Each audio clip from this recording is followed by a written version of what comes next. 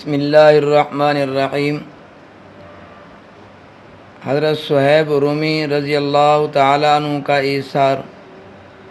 فرمایا، وَمِنْهُمْ مَنْ يَقُولُ رَبَّنَا آتِنَا فِي الدُّنْيَا حَسَنَةً وَفِي الْآخِرَةِ حَسَنَةً، اور ان میں سے وہ لوگ بھی ہیں جو کہتے ہیں، اے رب ہمارے، ہمیں دنیا میں بھی بھلائی عطا فرما اور آخرت میں بھی بھلائی عطا فرما۔ تو اس طرح کے لوگوں میں سے ایک کا ذکر ہے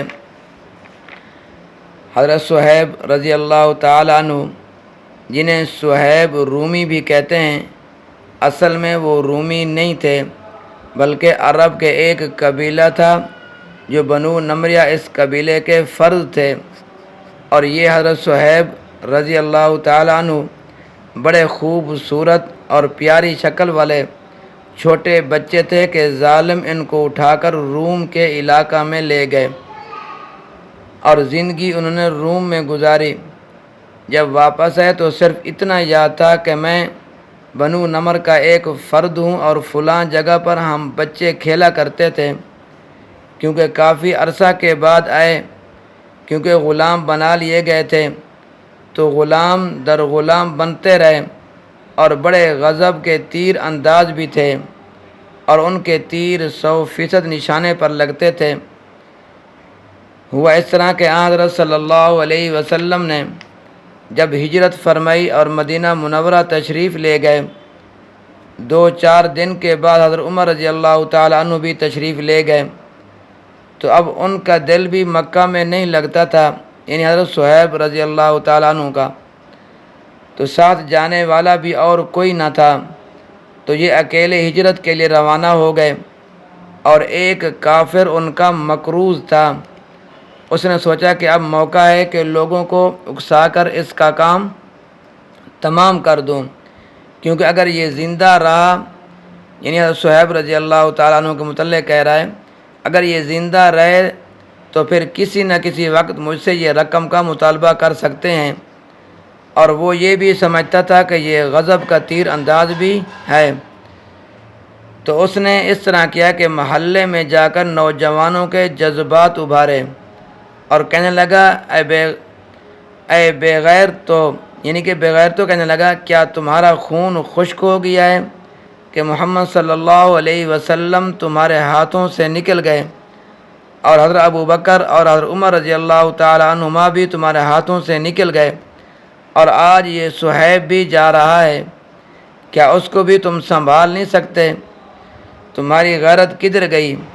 ایسے انداز سے ان کے جذبات ابھارے کہ نوجوان ان کے پیچھے پڑ گئے، اور حضرت صہیب رضی اللہ تعالیٰ عنہ تنہا سفر پر تھے اور مکہ مکرمہ سے کافی دور ہو گئے تھے، اور وہ بھی سمجھ گئے تھے کہ یہ میرے پیچھے آئیں گے، میرے پیچھے آ گئے ہیں۔ تو وہاں ایک بلند ٹیلہ تھا، اس پر انہوں نے پوزیشن سنبھال لی، یعنی حضرت صہیب رضی اللہ تعالیٰ عنہ نے اپنی پوزیشن سنبھال لی، اور جو تیر ترکش میں تھے وہ نکال کر سامنے رکھ لیے، اور ان سب کو کہا کہ بھائی، جس ارادے سے تم آئے ہو میں بھی سمجھتا ہوں، اور یاد رکھو مر تو میں بھی جاؤں گا، لیکن یہ جتنے تیر میرے پاس ہیں یہ میں تم پر چلاؤں گا، اور تمہاری کئی لاشیں یہاں سے جائیں گی، اور جب تیر ختم ہو جائیں گے تو پھر میں تمہارے ساتھ تلوار اور نیزے کے ساتھ لڑوں گا، اور یہ بھی تم اچھی طرح جانتے ہو کہ میرا ایک تیر بھی خطا نہیں جاتا۔ تو وہ جو ان آدمیوں کو اکٹھا کر کے لایا تھا، تو کہنے لگا، چل پھر اس طرح کرتے ہیں کہ تو نے جو مجھ سے قرضہ لینا ہے اس کو تو چھوڑ دے، ہم تجھے چھوڑ دیں گے۔ تو وہ تمہیں کیا کریں؟ وہ چھوڑ دیں، ہم تجھے چھوڑ دیتے ہیں۔ اور مطلب بھی اتنا ہی تھا کہ حضرت صہیب رضی اللہ تعالیٰ عنہ نے فرمایا، جا، میں نے اپنا قرض تجھے معاف کیا ہے۔ اور جب حضرت صہیب رضی اللہ تعالیٰ عنہ دیکھا کہ واپس دور چلے گئے ہیں، تو پھر حضرت صہیب رضی اللہ تعالیٰ عنہ نے اپنا سفر جاری رکھا۔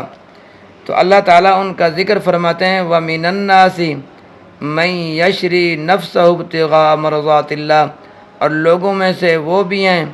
جو خریدتے ہیں اپنی جان کو اللہ تعالیٰ کی رضا جوئی کے لیے کافروں کو اپنی رقم دے کر اپنی جان خریدتے ہیں۔ واللہ رؤوف بالعباد، اور اللہ تعالیٰ بندوں پر بڑی شفقت کرنے والا ہے۔ اللہ تبارک و تعالیٰ میرا اور آپ کا حامی و ناصر ہو۔